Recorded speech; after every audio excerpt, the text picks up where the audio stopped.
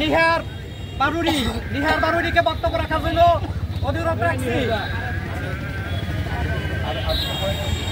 ধন্যবাদ।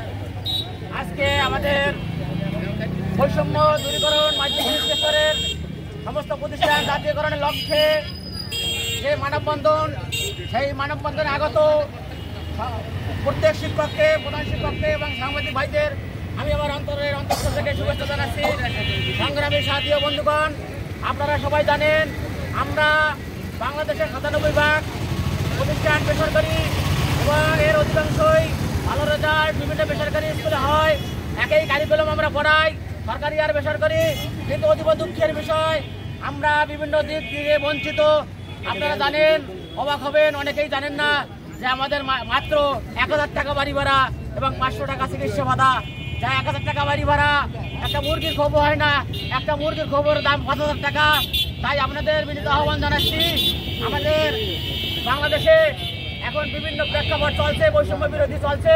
আমরাও চাই আমরা 97 ভাগ শিক্ষার্থী যেখানে আমরা পড়াই, সেখানে মাত্র 3 ভাগ শিক্ষক যে সুযোগ সুবিধা নেয় সেটা আমরা থেকে বঞ্চিত বিভিন্ন কারণে।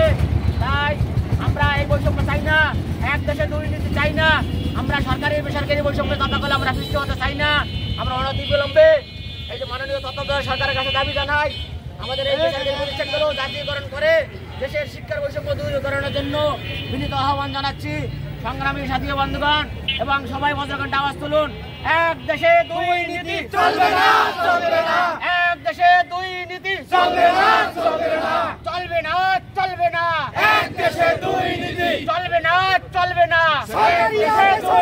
শিক্ষা জাতীয়করণ করতে হবে, করে নাও। শিক্ষা জাতীয়করণ করতে হবে, করে নাও। করতে হবে, করে নাও। শিক্ষা জাতীয়করণ করতে হবে, করে নাও। শিক্ষা জাতীয়করণ সরকারি আর বেসরকারি চলবে না, সরকারি আর বেসরকারি বৈষম্য চলবে না। বেসরকারি শিক্ষা প্রতিষ্ঠান জাতীয়করণের